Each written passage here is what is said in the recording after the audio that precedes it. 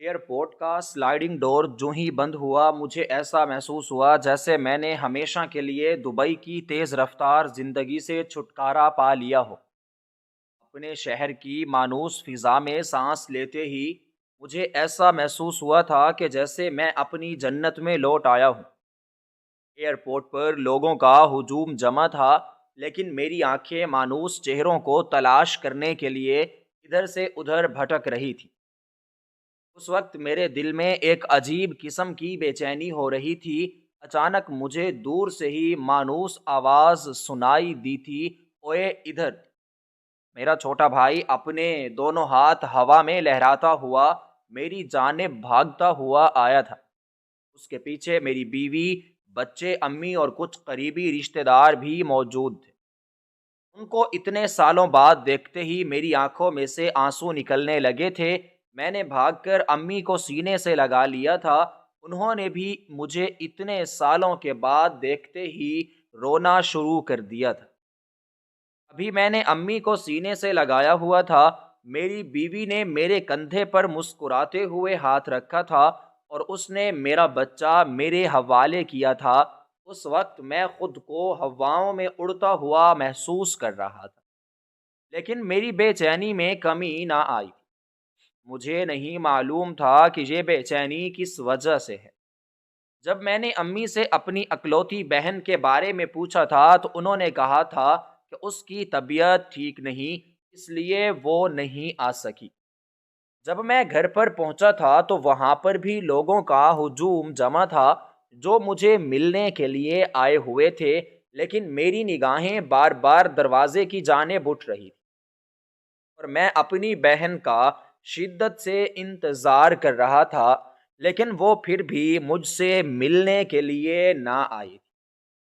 مجھے بہت زیادہ حیرت ہوئی تھی کیونکہ میری بہن مجھ پر جان نچھاور کرتی تھی، لیکن وہ اتنے سالوں کے بعد مجھ سے ملنے کے لیے نہ آئی۔ میرے واپس آنے کی خوشی میں میری بیوی نے گھر پر دعوت رکھی تھی، لیکن میری بہن دعوت پر بھی نہ آئی تھی۔ میں دعوت والے دن اس کا شدت سے انتظار کر رہا تھا، لیکن وہ نہ آئی تھی۔ میرے گھر میں دعوت کی وجہ سے عید کا سماں تھا، لیکن میری اکلوتی بہن ہی نہ آئی تھی۔ اب تو امی کو بھی بے چینی ہونے لگی تھی کیونکہ اس کی اکلوتی بیٹی ہی نہ آئی تھی۔ میں نے کافی گھنٹے اس کا انتظار کیا تھا کہ شاید وہ اب آ رہی ہو، لیکن وہ پھر بھی نہ آئی تھی۔ اسی لیے تھک ہار کر میں نے موبائل فون اپنی جیب میں سے نکالا تھا اور اسے کال ملائی تھی، جو اس نے فوراً ہی اٹھا لی تھی۔ اس کی تھکی اور بجھی ہوئی آواز میرے کانوں سے زور سے ٹکرائی تھی کہ جی بھائی خیریت۔ اس کی آواز ویسی نہیں تھی جیسے پہلے ہوتی تھی، وہ بہت زیادہ بجھی ہوئی لگ رہی تھی۔ وہ ہمیشہ مجھ سے ہنستے ہوئے اور خوشی سے کھنکتے ہوئے بات کیا کرتی تھی، لیکن اس وقت اس کی آواز میں ایک عجیب قسم کی لرزش تھی۔ مجھے اس کی آواز کو سن کر ایسا محسوس ہوا تھا کہ جیسے وہ کسی چیز کے دباؤ میں ہو۔ میں نے اس سے پوچھا تھا کہ تم دعوت پر کیوں نہیں آئی؟ میری بات سنتے ہی وہ چند لمحوں کے لیے خاموش ہو چکی تھی، لیکن پھر وہ بولی تھی کہ میں نہیں آ سکتی بھائی، میری کچھ مجبوری ہے۔ میں اس کی آواز میں لڑکھڑاہٹ کو محسوس کر رہا تھا، جیسے وہ کافی دنوں سے پریشان ہو۔ میں نے اس کی بات سنتے ہی بے چینی سے کہا تھا کہ کیا ہوا تمہیں؟ تم ٹھیک تو ہو؟ تمہاری آواز سے مجھے ایسا لگ رہا ہے کہ جیسے تم رو رہی ہو۔ میری بات سنتے ہی اس نے جلدی سے کہا تھا کہ بھائی میں بعد میں آپ سے بات کرتی ہوں۔ یہ کہتے ہی اس نے کال فوراً کٹ کر دی تھی، اور اس کی کال کٹتے ہی میں نے حیرت سے موبائل کی جانب دیکھا تھا، کیونکہ یہ پہلی دفعہ تھا کہ میری بہن مجھ سے اس رویے میں پیش آئی تھی۔ اس لیے مجھے بہت زیادہ حیرت ہو رہی تھی۔ کال کٹتے ہی مجھے ایسا محسوس ہوا تھا کہ جیسے میری بہن کسی بہت بڑی مصیبت میں ہو۔ میرا دل ایک دم بیٹھ گیا تھا۔ گھر میں سب کھانا کھا رہے تھے اور بچے کھیل کود میں مگن ہو کر ادھر سے ادھر دوڑ رہے تھے، لیکن مجھے کچھ بھی اچھا محسوس نہیں ہو رہا تھا۔ میں جلد از جلد اپنی بہن کو دیکھنا چاہتا تھا، کیونکہ وقت گزرنے کے ساتھ ساتھ میری بے چینی میں اضافہ ہوتا جا رہا تھا، اور جب تک میں نے اپنی بہن کو آنکھوں سے نہ دیکھ لینا تھا، میری بے چینی نے کم ہرگز نہیں ہونا تھا۔ اس لیے چند لمحے سوچنے کے بعد میں نے اپنی بیوی کو آواز دی تھی کہ کھانا تیار ہے نا۔ اس نے اس بات میں سر ہلایا تھا، اس لیے میں نے اسے کہا تھا کہ مریم کے لیے کھانا پیک کر دو، میں اس کے گھر جا رہا ہوں۔ میری بات سنتے ہی سب نے میری جانب حیرت سے دیکھا تھا، اور امی نے مجھ سے پوچھا تھا کہ کیوں، اس کی طبیعت ٹھیک نہیں تھی، اس لیے وہ پھر کسی اور دن تم سے ملنے کے لیے آ جائے گی۔ لیکن میں نے ان کی بات کاٹتے ہوئے کہا تھا کہ جب تک میں اسے اپنی آنکھوں سے نہیں دیکھ لوں گا، مجھے سکون بالکل بھی حاصل نہیں ہوگا، اس لیے اس کا کھانا پیک کر دو، میں اس سے مل کر فوراً ہی گھر سے واپس آ جاؤں گا۔ میری بیوی نے خاموشی سے مجھے کھانے کے ڈبے پیک کر دیے تھے، میں نے اپنے بچے کو چوما تھا اور بائک لے کر گھر سے نکل پڑا تھا۔ شام ہونے والی تھی، اس وجہ سے مجھے تھوڑی تھوڑی سردی بھی محسوس ہو رہی تھی۔ میری بہن مریم کا گھر ہمارے گھر سے تقریباً پورے 5 کلومیٹر کی مسافت پر واقع تھا۔ ہر گزرتے لمحے کے ساتھ میری پریشانی بڑھتی ہی جا رہی تھی، اور میرا دل چاہ رہا تھا کہ میں اڑ کر اس کے گھر پہنچ جاؤں۔ میرے دل میں برے برے خیالات آ رہے تھے۔ جو ہی میں نے مریم کے محلے میں قدم رکھا تھا، تو وہاں پر ہر جانب خاموشی چھائی تھی۔ کچھ لوگ ہی گلی میں تھے۔ جب میں مریم کے گھر کے دروازے پر پہنچا تھا تو وہاں پر تالا لگا ہوا تھا۔ وہاں پر تالا لگا دیکھ کر میرے دل کی دھڑکن میں اضافہ ہو گیا تھا، اور مجھے اندازہ ہو چکا تھا کہ کوئی نہ کوئی گڑبڑ تو ضرور ہے۔ میں نے پریشانی کے عالم میں زور زور سے دروازہ بجانا شروع کر دیا، لیکن کسی نے بھی دروازہ نہ کھولا تھا، کیونکہ گھر کے اندر کوئی بھی موجود نہ تھا۔ اچانک میری نظر گلی میں موجود ایک بوڑھے شخص پر پڑی تھی جو بہت زیادہ کھانس رہا تھا۔ میں بھاگ کر اس کے پاس پہنچا تھا، اور میں نے اس سے کہا تھا کہ چاچا، میری بہن یہاں پر رہتی تھی، آپ کو کچھ پتا ہے کہ وہ اس وقت کہاں پر ہے؟ اس بوڑھے نے میری بات سنتے ہی گھور گھور کر میری جانب دیکھنا شروع کر دیا تھا، اور اس نے کافی دیر مجھے گھورنے کے بعد بتایا تھا کہ کل رات اس گھر میں بہت زیادہ شور تھا، جیسے کوئی کسی کو پیٹ رہا ہو، لیکن صبح سویرے اس گھر سے ایک عورت باہر نکلی تھی، وہ بہت زیادہ رو رہی تھی، لیکن اس کے ساتھ کوئی بھی بچہ موجود نہیں تھا۔ اس کی بات سنتے ہی میرے قدموں نے کانپنا شروع کر دیا تھا، اور مجھے ایسا محسوس ہوا تھا کہ جیسے میرا بی پی لو ہو چکا ہو۔ میں نے کانپتی ہوئی آواز میں اس بوڑھے شخص سے پوچھا تھا کہ چاچا، اب وہ کہاں پر ہے؟ تمہیں اس کے بارے میں کچھ معلوم ہے؟ اس چاچا نے میری بات سننے کے بعد کندھے اچکاتے ہوئے کہا تھا کہ مجھے مزید کچھ بھی معلوم نہیں۔ اس کی بات سننے کے بعد میری پریشانی میں مزید اضافہ ہو گیا۔ اس وقت آسمان پر بادل چھائے ہوئے تھے، اور انہوں نے برسنا شروع کر دیا تھا، اس لیے میں نے گھر واپسی کا فیصلہ کیا تھا کہ ہو سکتا ہے کہ کسی نہ کسی کو اس کے بارے میں کچھ معلوم ہو، مگر واپس آتے وقت جو منظر میں نے اپنی آنکھوں سے دیکھا تھا، مجھے ایسا لگا تھا کہ جیسے پورا آسمان میرے سر پر گر پڑا۔ سڑک کے کنارے ٹوٹی ہوئی فٹ پاتھ پر 3 4 بچے بیٹھے تھے، اور ان کے ساتھ ایک چھوٹی سی بچی بیٹھی کھانس رہی تھی۔ ایک لڑکا گزرتی ہوئی گاڑیوں کو روکنے کی کوشش کر رہا تھا، اور انہیں روک روک کر ان سے پیسے مانگ رہا تھا۔ آتے وقت تو میں نے ان پر بالکل بھی دھیان نہ دیا تھا، کیونکہ شہر میں ایسے مناظر عام ہوتے ہیں، لیکن جو ہی میں ان لوگوں کے قریب پہنچا تھا تو میں نے وہ منظر اپنی آنکھوں سے دیکھا تھا، جسے دیکھتے ہی مجھے ایسا محسوس ہوا تھا کہ زمین پھٹے اور میں اس میں دفن ہو جاؤں، کیونکہ ان بچوں کے ساتھ میری اکلوتی بہن مریم بھی بیٹھی ہوئی تھی۔ اس کے کپڑے جگہ جگہ سے پھٹے ہوئے تھے اور اس کے جسم پر زخموں کے بہت بڑے بڑے گھاؤ تھے، وہ بھی بچوں کے ساتھ بیٹھی بھیگ مانگے جا رہی۔ اس کے بال بری طرح سے بکھرے ہوئے تھے اور اس کے چہرے کا رنگ بالکل زرد تھا، اور اس کی آنکھوں کو دیکھ کر مجھے ایسا لگا تھا کہ جیسے وہ چند دنوں سے ایک لمحے کے لیے بھی نہ سو سکی ہو۔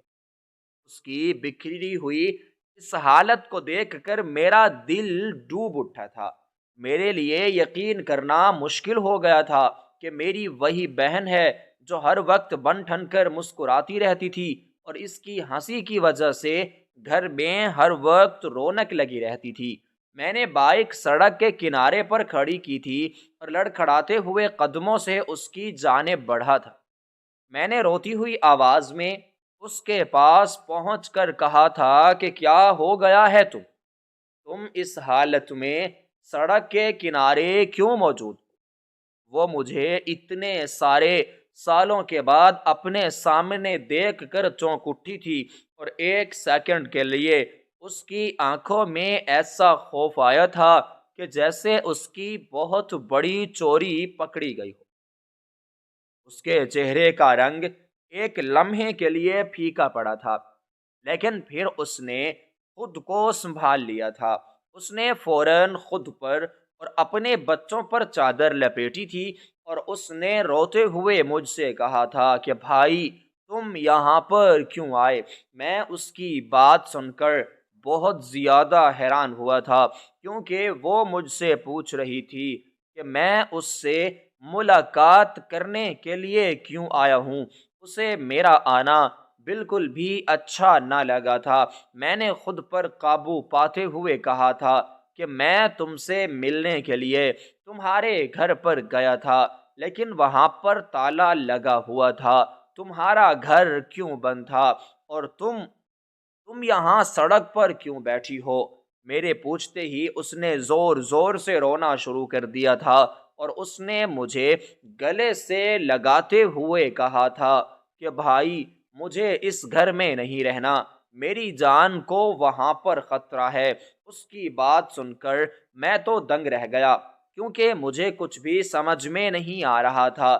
میں نے غصے اور درد کے ملے جلے لہجے میں کہا تھا کہ تمہارا شوہر کہاں پر ہے؟ میری بات سنتے ہی اس نے مزید رونا اور چلانا شروع کر دیا تھا، جس کی وجہ سے آس پاس کے لوگ اس کی اور میری جانب متوجہ ہو رہے تھے، لیکن مجھے ان کی کوئی بھی بات کی پرواہ نہ تھی۔ اس نے آس پاس کے لوگوں کو متوجہ ہوتے ہوئے دیکھ کر کہا تھا کہ بھائی، میں تمہیں سب کچھ سچ سچ بتاؤں گی، لیکن پہلے یہاں سے چلو۔ اگر میرے شوہر نے تمہیں دیکھ لیا تو وہ تمہیں بھی مار دے گا۔ اس کی بات سنتے ہی مجھے بہت زیادہ حیرت ہوئی تھی، کیونکہ وہ اپنے شوہر سے بہت ڈر رہی تھی۔ میں نے بچوں کی جانب دیکھا تھا، وہ بھی خوف زدہ تھے۔ خوف اور سردی کی وجہ سے وہ مریم کے ساتھ چپکے ہوئے تھے۔ میں نے اپنی بہن کا ہاتھ پکڑا تھا اور اسے اور اس کے بچوں کو گھر لے آیا تھا۔ اس وقت غصے سے میری بہت ہی بری حالت ہو رہی تھی، اور میرا دل چاہ رہا تھا کہ میں ابھی کے ابھی جاؤں اور اس کے شوہر کو گریبان سے پکڑوں، کیونکہ مجھے اس سے اس رویے کی بالکل بھی امید نہ تھی۔ میں نے اسے کیا سمجھ کر اپنی بہن دی تھی، اور وہ کیا نکلا تھا؟ وہ تو میری بہن کے لائق ہی نہ تھا، لیکن مجھے اس کی حقیقت معلوم نہ ہو سکی، کیونکہ مریم کی شادی کے فوراً بعد ہی میں دبئی چلا گیا تھا، اور 5 سالوں کے بعد مجھے مریم کی ایسی حالت دیکھنے کو ملی تھی جس نے مجھے اندر تک جلا کر رکھ دیا تھا۔ جب میں اسے لے کر گھر پہنچا تھا تو اس کی اور بچوں کی حالت دیکھ کر امی نے تو رونا ہی شروع کر دیا تھا، اور تمام مہمان بھی اس کی اس قدر بری حالت دیکھ کر سہم گئے تھے۔ تمام لوگوں کو اپنی طرف متوجہ دیکھ کر مریم بے ہوش ہو کر گر پڑی تھی۔ میں نے اسی وقت ہی ایمبولینس منگوائی تھی اور اسے لے کر ہسپتال پہنچا تھا۔ جب ڈاکٹرز نے اس کا چیک اپ کیا تو انہوں نے بتایا تھا کہ مریم نے کچھ دنوں سے کچھ نہیں کھایا اور مسلسل پریشانی کی وجہ سے اس کی یہ حالت ہو چکی ہے۔ تھوڑی ہی دیر گزرنے کے بعد اسے ہوش آ گیا، جس کی وجہ سے میں اسے گھر لے آیا تھا۔ جب میں اسے گھر لے آیا تھا تو اس وقت شام ہو رہی تھی اور تمام تر مہمان اپنے اپنے گھروں کو روانہ ہو چکے تھے۔ میں نے مریم کو اپنے سامنے بٹھایا تھا اور میں نے اس سے کہا تھا کہ اب بتاؤ۔ میری بات سننے کے بعد اس نے ایک لمحے کے لیے میری جانب سر اٹھا کر دیکھا تھا۔ اس وقت اس کی آنکھوں میں اس قدر بے بسی تھی کہ جو میں نے پہلے کبھی بھی نہ دیکھی تھی۔ پھر وہ آہستہ سے بولی کہ بھائی، تمہیں نہیں پتا کہ اس گھر میں میرے ساتھ کیا گزری تھی۔ میرا شوہر بالکل بھی ویسا انسان نہیں تھا جیسا سب اسے سمجھتے تھے۔ میرا شوہر شروع سے ہی جوا کھیلتا تھا اور وہ بڑی بڑی رقمیں اور بڑی بڑی چیزیں جوئے میں لگاتا تھا۔ میں نے اس کی بات سننے کے بعد کہا تھا کہ تم نے مجھے یہ سب کچھ پہلے کیوں نہ بتلایا تھا؟ اگر تم مجھے پہلے یہ سب کچھ بتا دیتی تو اس سب کی پہلے کبھی بھی نوبت نہ آ پاتی۔ بھائی، وہ مجھے دھمکیاں دیتا تھا کہ اگر میں نے اس کے بارے میں کسی کو کچھ بھی بتایا تو وہ بچوں کو زندہ مار دے گا، اور میں ڈرتی تھی کہ کہیں وہ بچوں کو نقصان نہ پہنچائے۔ اس وجہ سے میں نے خاموشی اختیار کر لی تھی۔ اس وقت اس کے ہاتھ شدت سے کانپے جا رہے تھے۔ مریم نے مزید بتایا تھا کہ اس کے اوپر پہلے سے ہی بہت زیادہ قرض تھا، لیکن پھر بھی اس نے میرے نام پر، بچوں کے نام پر، بڑے بڑے لوگوں اور خطرناک لوگوں سے مزید قرض لے لیا تھا۔ میں نے اسے سمجھانے کی اور روکنے کی بھرپور کوشش کی تھی، لیکن وہ پھر بھی نہ رک سکا تھا۔ میں جب بھی اس سے بات چیت کرنے کی کوشش کرتی تھی وہ مجھے بہت زیادہ مارتا تھا، اور یہاں تک کہ وہ غصے میں بچوں کو بھی مارنا پیٹنا شروع کر دیتا تھا۔ مریم کی بات سن کر میری آنکھوں میں خون اتر آیا تھا۔ میرا دل چاہ رہا تھا کہ میں ابھی کے ابھی اس کمینے شخص سے ملوں اور اس سے پوچھوں کہ اس نے میری بہن کے ساتھ یہ سب کیوں کیا ہے، لیکن میں نے خود پر قابو پایا تھا کیونکہ ابھی صحیح وقت نہ آیا تھا۔ مریم نے مزید بتایا تھا کہ کچھ عرصے بعد لوگوں نے قرض مانگنے شروع کر دیے تھے، جس کی وجہ سے اس نے مجھ سے کہا تھا کہ گھر چھوڑ دو اور بچوں کو لے کر کہیں پر چلی جاؤ، ورنہ وہ تم لوگوں کو مارنے میں ایک منٹ بھی نہیں لگائے گا۔ اس نے بچوں کے ساتھ مجھے نکال دیا تھا اور خود اس نے گھر پر تالا لگایا تھا اور کہیں پر بھاگ گیا تھا۔ اس کی بات سنتے ہی میرا دماغ سن ہونے لگا تھا۔ مجھے کچھ بھی سمجھ میں نہیں آ رہا تھا کہ میں کیا کروں اور کیا نہیں۔ میں ایک رات گھر پر گئی تھی لیکن وہاں پر کوئی بھی نہیں تھا۔ میں نے ضروری کاغذات ڈھونڈنے کی بہت زیادہ کوشش کی تھی جو اس نے مجھ سے چھپائے ہوئے تھے۔ اس نے جن لوگوں سے اور جن وجوہات پر قرض لیے تھے وہ ان کاغذات پر ہی درج تھا، لیکن اس نے وہ کاغذات کسی ایسی جگہ پر چھپا دیے تھے کہ مجھے معلوم ہی نہ تھا۔ یہ سب جانتے ہی میری پریشانی میں مزید اضافہ ہو گیا تھا۔ میں نے مریم سے پوچھا تھا کہ جب تم اس گھر سے نکل آئی تھی تو تم امی کے پاس کیوں نہیں آئی، اور تم نے ہم سب سے یہ سب کچھ کیوں چھپایا، اور تم اپنے بچوں کا پیٹ پالنے کے لیے بھیک کیوں مانگ رہی تھی؟ کیا تمہارے بھائی مر گئے تھے؟ تم نے تو ہمیں معلوم ہی نہیں ہونے دیا۔ چلو تم مجھے کچھ بھی نہ بتاتی، لیکن تم امی کو تو اس سب کے بارے میں آگاہ کر دیتی۔ میری بات سنتے ہی اس نے اپنی انگلیوں کو الجھاتے ہوئے کہا تھا کہ بھائی، میں نہیں چاہتی تھی کہ میں آپ لوگوں پر کسی بھی قسم کا کوئی اور بوجھ ڈالوں، اور میرا شوہر صرف جوئے نہیں کھیلتا تھا بلکہ وہ کچھ عرصے سے منشیات کا بھی استعمال کر رہا ہے۔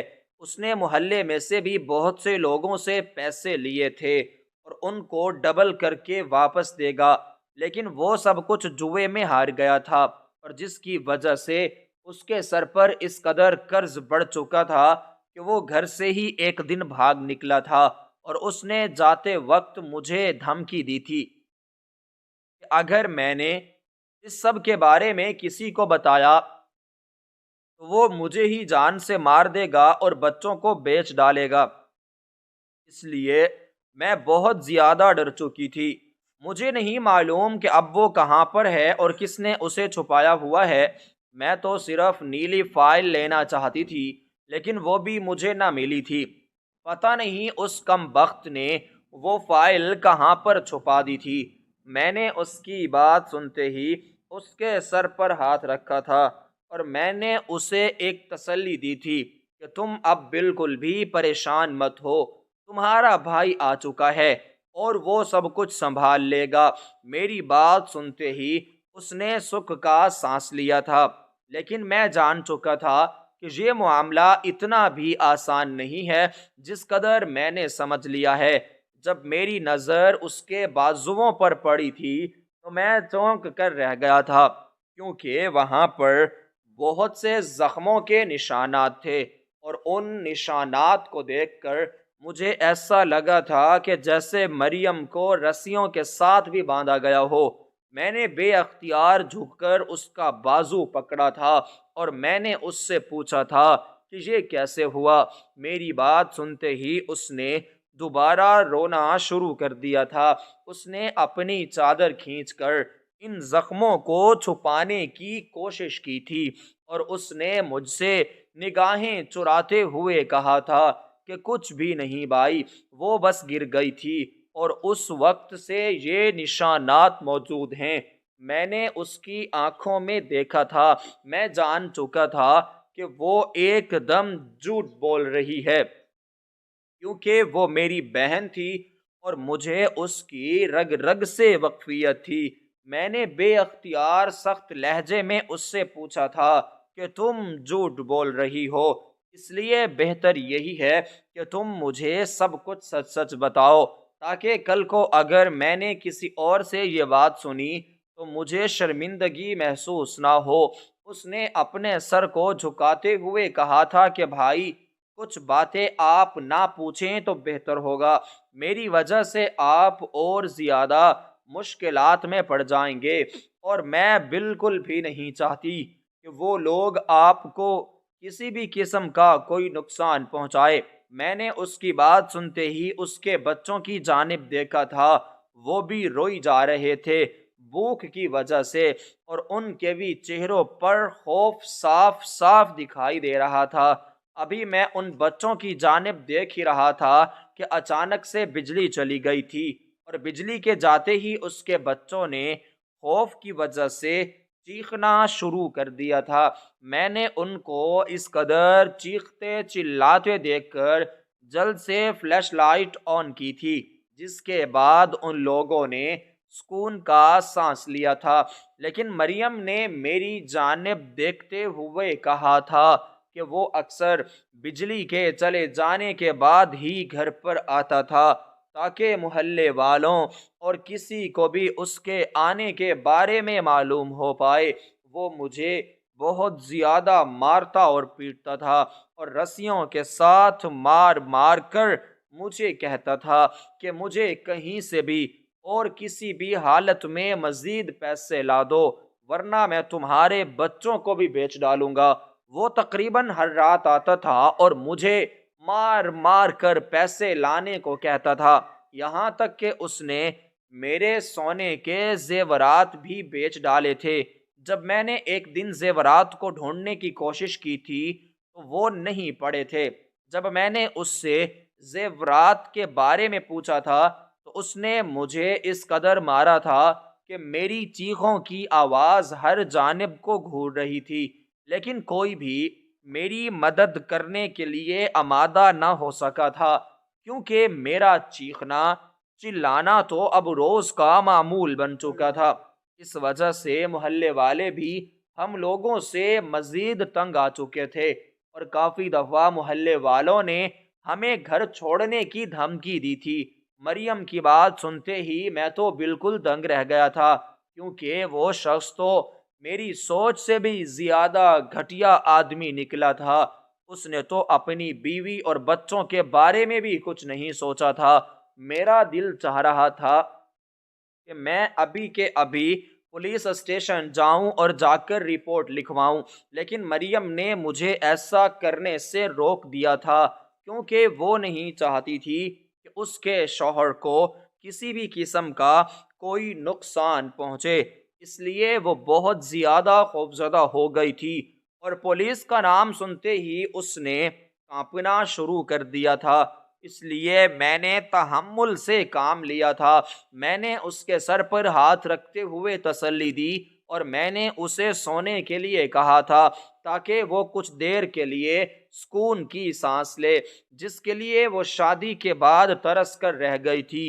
اور اس کے حلیے کو دیکھ کر ایسا لگ رہا تھا کہ جیسے اس کا تعلق مانگنے والوں میں سے ہو۔ میں نے اپنے کمرے میں آ کر سونے کی بہت زیادہ کوشش کی تھی، لیکن میں پھر بھی نہ سو پایا تھا۔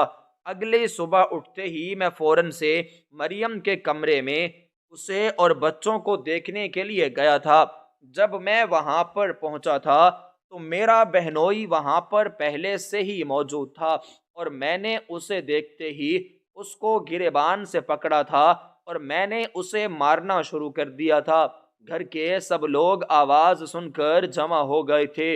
انہوں نے اسے چھڑوانے کی بہت زیادہ کوشش کی تھی، لیکن میں نے اس قدر اسے مارا تھا کہ اس کے منہ میں سے خون رسنے لگا تھا۔ مریم سب کچھ خاموشی کے ساتھ دیکھ رہی تھی۔ اس نے اپنے منہ میں سے ایک لفظ بھی نہ نکالا تھا۔ وہ بہت زیادہ ڈر چکی تھی، اور بچے بھی اپنے والد کو دیکھ کر اس قدر خوف زدہ تھے کہ جیسے انہوں نے کسی درندے کو دیکھ لیا ہو، اور ان کے لیے ان کا باپ کسی بھی درندے سے کم نہ تھا۔ کافی دیر مجھے اور مریم کو گالیاں نکالنے کے بعد وہ گھر سے چلا گیا تھا۔ اس کے جاتے ہی مریم اور بچوں کا خوف کم ہوا تھا۔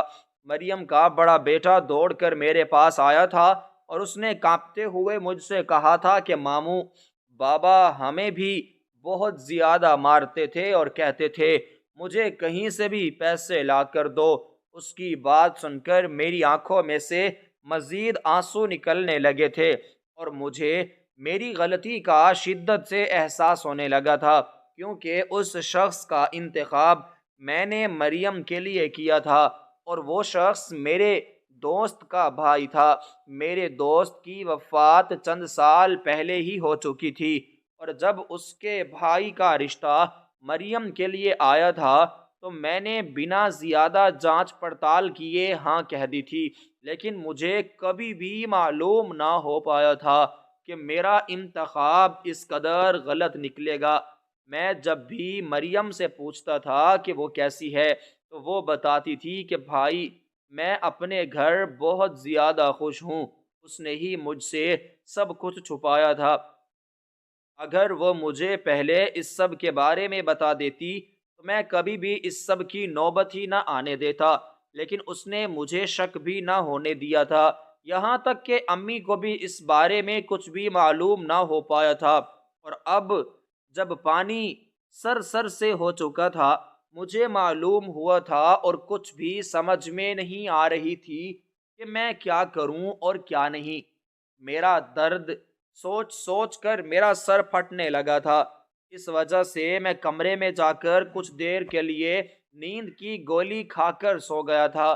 میں چاہتا تھا کہ میں اس سب کے بارے میں پولیس کو آگاہ کر دوں، کیونکہ اس معاملے میں پولیس ہی میری سب سے زیادہ مدد کر سکتی تھی، لیکن میرا ایسا دل بالکل بھی کرنے کو نہیں چاہتا تھا، اور اس نے مجھے پولیس کے پاس جانے سے لاکھ ہاں منع کر دیا تھا۔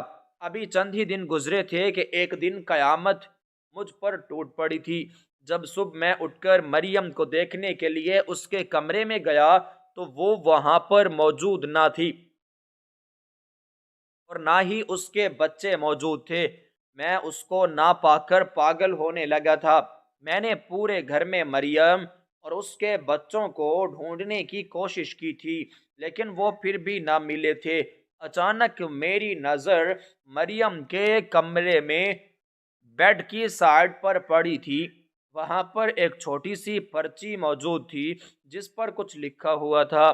جب میں اس پرچی کو اٹھا لایا اور اس پرچی پر موجود الفاظوں کو پڑھا تو میرے قدموں کے نیچے سے زمین نکل پڑی تھی، کیونکہ اس پرچی پر لکھا ہوا تھا کہ بھائی مجھے بچا لو ورنہ وہ شخص مجھے مار ڈالے گا۔ میں فوراً سے پولیس اسٹیشن کی جانب بھاگا تھا، لیکن وہاں پر کسی نے بھی میری بات توجہ سے نہ سنی تھی۔ ایک اہلکار نے میرا کیا درج کیا تھا اور اس مجھے تسلی دی تھی کہ وہ تحقیقات کرے گا، لیکن اس نے مزید کچھ بھی نہیں کیا تھا۔ میں 2-3 دن پولیس اسٹیشن کے چکر لگا لگا کے تھک گیا تھا، لیکن پھر بھی پولیس والوں نے کچھ بھی نہ کیا تھا۔ میں نے اپنی جانب سے مریم اور بچوں کو ڈھونڈنے کی بہت زیادہ کوشش کی تھی، لیکن وہ پھر بھی نہ ملے تھے، اور نہ ہی انہوں نے مجھے ملنا تھا، کیونکہ میرے بہنوئی نے مریم اور بچوں کو ایسی جگہ پر چھپا دیا تھا جہاں تک میری سوچ بھی نہ جاتی تھی۔ میں نے مریم کے گھر پر جا کر اسے ڈھونڈنے کی بہت کوشش کی تھی، لیکن وہاں پر مجھے ایک پرانے موبائل کے علاوہ اور کچھ بھی موصول نہ ہو سکا۔ لیکن جب میں نے اس موبائل فون کو آن کیا تھا تو اس میں سے مجھے ایک ایسی ریکارڈنگ ملی تھی جس نے مجھے ہلا کر کے رکھ دیا تھا۔ اس ریکارڈنگ میں مریم اور اس کے شوہر کی لڑائی موجود تھی۔ وہ روئی جا رہی تھی اور تڑپی جا رہی تھی، لیکن اس کے شوہر نے پھر بھی اس پر رحم نہ کھایا تھا اور اسے بیچ ڈالنے کی دھمکی دیتے ہوئے گھر سے چلا گیا تھا۔ اور اس موبائل کی ریکارڈنگ سے مجھے معلوم ہو چکا تھا کہ کہیں وہ مریم اور بچوں کو کہیں پر بیچ نہ ڈالے۔ اس وجہ سے مجھے جلد از جلد تلاش کرنا ہوگا، کیونکہ میری بہن کی جان خطرے میں تھی۔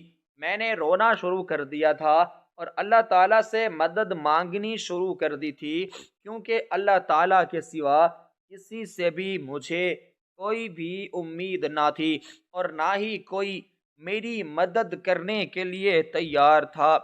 اس لیے میری ساری امیدوں کا مرکز اللہ تعالیٰ ہی تھا۔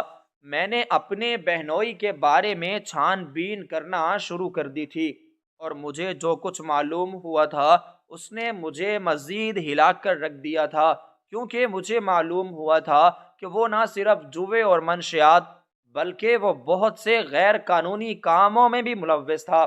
اس کا تعلق ان گروہوں سے بھی تھا جو غریب عورتوں کو مہنگے داموں غیر ممالک میں بیچتے تھے اور بدلے میں بہت زیادہ منافع بھی حاصل کرتے تھے۔ اس نے مریم کو بھی بیچنے کی دھمکی دی، اس لیے دی تھی کیونکہ وہ مریم اور بچوں کو بھی بیچنے کے بارے میں سوچ رہا تھا اور اس کے بعد اس کا فرار ہونے کا ارادہ تھا۔ جب میں نے یہ سب جانا تھا تو میری پریشانی میں مزید اضافہ ہو چکا تھا۔ میں جلد از جلد اسے ڈھونڈنا چاہتا تھا، لیکن میں نے اسے اور مریم کو ڈھونڈنے کی بہت کوشش کی تھی، لیکن وہ پھر بھی مجھے کہیں پر بھی نہ ملے تھے۔ میں نے اپنے ایک دوست سے رابطہ کرنے کے بارے میں سوچا تھا، جس کا ایک دوست پولیس آفیسر تھا اور اس نے میری مدد کرنے کا وعدہ کر رکھا تھا، جس کی وجہ سے میری پریشانی میں کافی حد تک کمی آئی تھی، کیونکہ وہ شخص بہت زیادہ اچھا تھا۔ میں نے اسے ساری حقیقت سے آگاہ کر دیا تھا تاکہ وہ اچھی طرح سے ہر معاملے کی تحقیقات کر سکے، اور اس نے اپنی جانب سے انہیں ڈھونڈنے کی بہت زیادہ کوشش کی تھی، اور وہ اپنی اس کوشش میں کامیاب بھی ہو چکا تھا۔ اس نے مجھے ایک دن صبح سویرے بلایا تھا۔ جب میں وہاں پر پہنچا تھا تو وہ لوکیشن ٹریس کروا چکا تھا، اور بار بار صرف ایک ہی لوکیشن دکھائی دے رہی تھی، جو کہ ایک سنسان اور پرانی فیکٹری کی تھی جو کافی سالوں سے بند پڑی تھی، اور اس کا مالک دوسرے ملک جا چکا تھا۔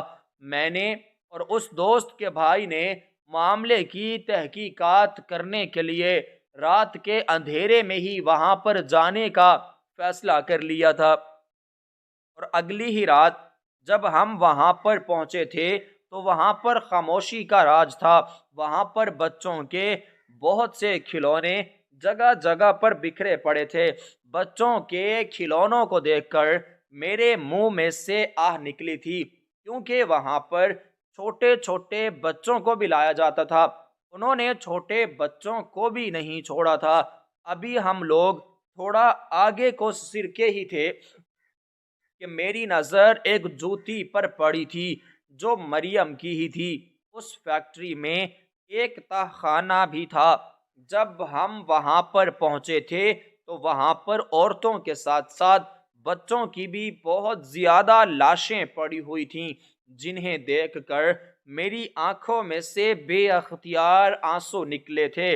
وہاں پر اس قدر بو تھی کہ میرا وہاں پر ایک لمحہ بھی گزارنا مشکل ہو گیا تھا، کیونکہ وہاں پر منشیات بھی پڑی ہوئی تھی، اور وہ منشیات بچوں کے ساتھ ساتھ عورتوں کو بھی قابو میں رکھنے کے لیے استعمال کروائی جاتی تھی۔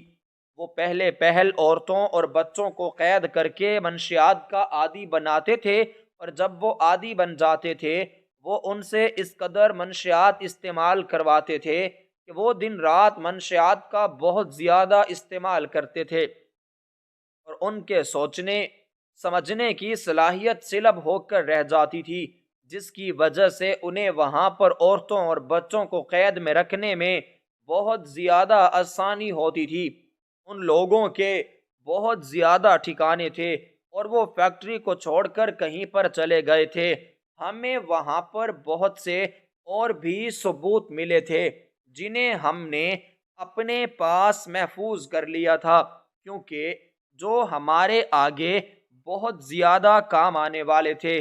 ابھی ہم وہاں پر ادھر ادھر بھٹکے جا رہے تھے کہ ہمیں وہاں پر کسی کے قدموں کی آواز سنائی دی تھی، اس لیے ہم چھپ گئے تھے۔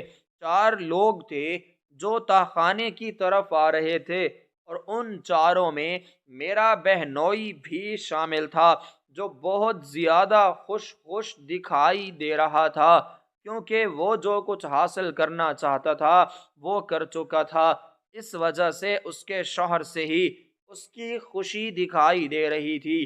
وہ کہہ رہا تھا کہ مالکن کا حکم ہے کہ اس گروہ کو جلد از جلد ختم کر دیا جائے، کیونکہ پولیس کے ساتھ ساتھ بڑے بڑے آفیسرز کو بھی ان کے گروہ کے بارے میں معلوم ہو چکا تھا، اور وہ ان کے راستے میں کانٹے بن رہے تھے۔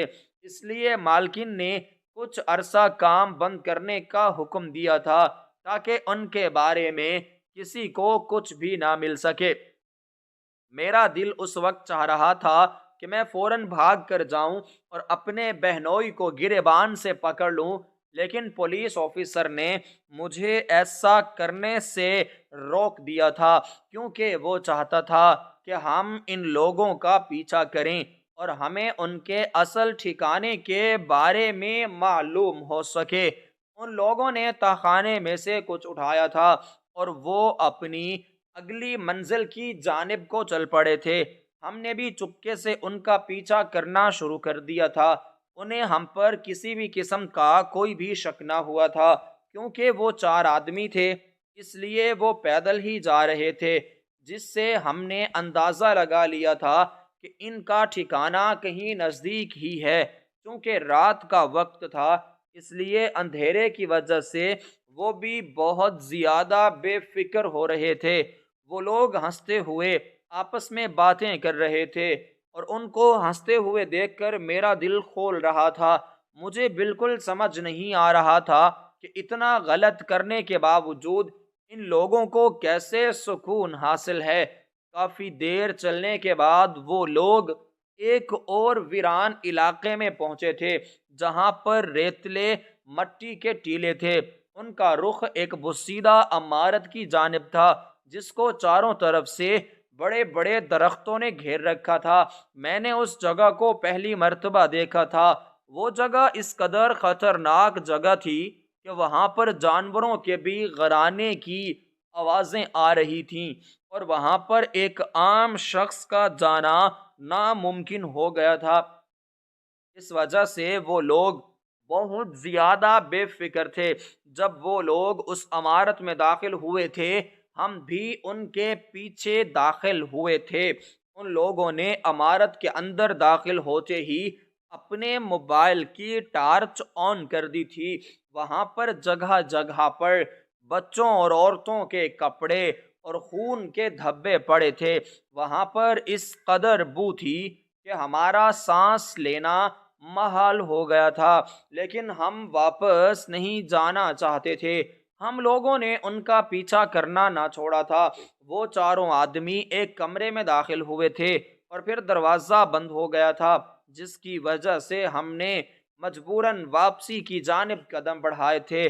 جس کمرے میں وہ لوگ داخل ہوئے تھے وہاں پر بہت سے اور بھی آدمی موجود تھے، کیونکہ کمرے میں سے بہت سے لوگوں کے ہنسنے کی آوازیں آ رہی تھیں اور اس عمارت میں جگہ جگہ پر منشیات کے ڈھیر پڑے ہوئے تھے، جس سے ہمیں اندازہ ہوا تھا کہ یہ لوگ منشیات کا بہت زیادہ استعمال کرتے تھے۔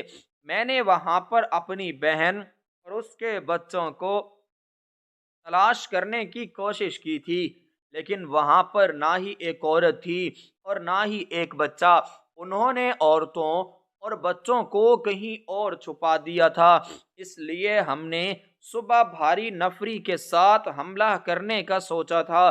پوری رات مجھے یہ سوچ سوچ کر نیند نہ آئی تھی کہ پتہ نہیں میری بہن کا کس حال میں ہوگی۔ مجھے مریم کی بہت زیادہ فکر ہو رہی تھی۔ اگلی ہی صبح سویرے میں نے پولیس اسٹیشن کا رخ کیا تھا، جہاں پر پولیس آفیسر اپنی بھاری نفری کو تیار کر کے میرا انتظار کر رہا تھا۔ کافی دیر ایک دوسرے کے ساتھ پلان ڈسکس کرنے کے بعد ہم نے ان لوگوں کے ٹھکانے کی جانب رخ کیا تھا جہاں پر ہم رات کو گئے تھے۔ پولیس والوں نے اس جگہ کو چاروں جانب سے گھیر لیا تھا۔ میں نے اس پولیس آفیسر اور ان کے ساتھیوں کی قیادت میں جب وہاں پر قدم رکھے تھے تو وہ وہاں پر 50 آدمی نشے میں دھت ہو کر لیٹے ہوئے تھے، جس کی وجہ سے ان پر قابو پانے میں ہمیں بہت زیادہ آسانی ہوئی تھی۔ ہم لوگ ان کو گرفتار کر کے تھانے میں لے کر آئے تھے۔ جب ان لوگوں کو ہوش آیا تھا تو ان لوگوں نے بہت زیادہ واویلا مچایا تھا۔ پولیس آفیسر نے میرے بہنوئی کو ایک الگ جگہ پر بلایا تھا اور اس نے اس سے تحقیق کرنا شروع کر دی تھی۔ وہ کچھ بھی بتانے کو تیار نہ تھا، اس وجہ سے اس نے مجھے بلایا تھا۔ میں نے کمرے میں جا کر اپنے بہنوئی کو اس قدر مارا تھا کہ وہ بے ہوش ہو گیا تھا۔ جب میں نے اس پر ابلتا ہوا گرم پانی ڈالا تھا تو وہ تڑپ اٹھا تھا۔ میں نے پولیس آفیسر کی مدد سے اس پر اس قدر دباؤ ڈالا تھا کہ وہ سب کچھ بتانے کے لیے تیار ہو چکا تھا، اور اس نے بتایا تھا کہ اس نے میری بہن اور اس کے بچوں کو اپنی مالکن کے ہی گھر پر چھپایا تھا۔ اور اس کی مالکن کون تھی؟ جب اس نے مجھے اپنی مالکن کا نام بتایا تو میرے لیے یقین کرنا بہت مشکل ہو گیا تھا، کیونکہ اس کی مالکن ہمارے علاقے کی نئی MNA فرخندہ بیگم تھی۔ فرخندہ بیگم اس قدر گھناؤنے کاموں میں شامل ہوگی کسی کو بھی اندازہ نہیں تھا۔ عوام اسے پسند کرتی تھی، اس لیے وہ اس پر اعتبار کرتی تھی، لیکن وہ عوام کے اعتماد اور اعتبار کا اندھا فائدہ اٹھا رہی تھی۔ اور مزید دولت کی لالچ میں وہ اس قدر غلط اور گھناؤنے کام میں ملوث تھی۔ پولیس آفیسر بھی یہ حقیقت جان کر حیران تھا، اس کے لیے بھی یقین کرنا مشکل ہو گیا تھا۔ اس نے جب اپنے بڑے آفیسرز سے ایم این اے کے بارے میں بات کی تو وہ بھی یقین کرنے کے لیے تیار نہ تھے، کیونکہ فرخندہ بیگم اس قدر سادہ دکھائی دیتی تھی کہ کسی کا کبھی بھی اس کی جانب شک نہ گیا تھا، اور اس چیز کا ہی وہ فائدہ اٹھا رہی تھی۔ پولیس آفیسرز نے اپنے بڑے آفیسرز کی اجازت سے جب ایم این اے فرخندہ بیگم کے گھر پر چھاپا مارا تھا تو اس کے گھر کے گودام میں بہت سی عورتیں اور بچے قید تھے۔ ان بچوں میں میری بہن مریم اور اس کے بچے بھی شامل تھے۔ جب میں نے مریم کو بالکل ٹھیک دیکھا تھا تو میری خوشی کا کوئی ٹھکانہ نہ رہا تھا۔ وہاں پر موجود عورتوں اور بچوں کو منشیات کی لت لگائی جا چکی تھی، اور وہاں پر موجود تمام عورتیں اور بچے نشے میں دھت ہو کر پرسکون پڑے تھے۔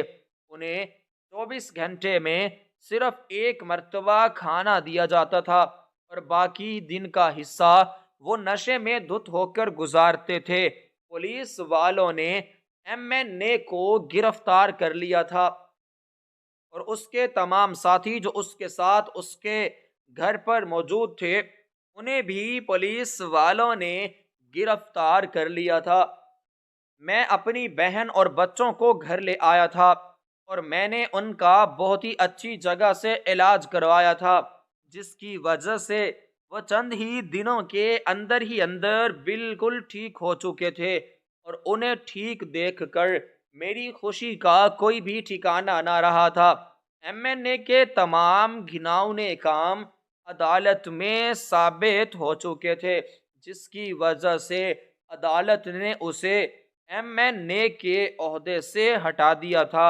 اس کو 5 کروڑ جرمانے کے ساتھ ساتھ 10 سال قید کی سزا بھی سنائی گئی تھی، جس کی وجہ سے میں بہت زیادہ خوش تھا، کیونکہ غلط لوگوں کا آخر میں ایسا ہی انجام ہونا چاہیے۔ میں نے اپنی بہن کو اپنے بہنوئی سے طلاق کروائی تھی، اور میں اس کی بہت اچھی جگہ پر دوبارہ شادی کر دینا چاہتا تھا، لیکن وہ دوسری شادی کرنے کے لیے تیار نہ تھی۔ وہ اپنے بچوں کی تربیت کرنے میں اپنی زندگی گزارنا چاہتی تھی۔ اس وجہ سے میں نے اس کی سوچ کو مد نظر رکھ کر اسے اپنے گھر کے بالکل ہی سامنے ایک نیا گھر لے دیا تھا، جہاں پر وہ اپنے بچوں کے ساتھ پرسکون زندگی بسر کر رہی تھی۔ جب بھی میں ان دنوں کو یاد کرتا تو میرے رونگٹے کھڑے ہو جاتے ہیں، اور میں اللہ تعالیٰ کا شکر ادا کرتے کرتے نہیں تھکتا، کیونکہ اس نے میری مریم اور اس کے بچوں کو اپنی حفظ و امان میں رکھا تھا۔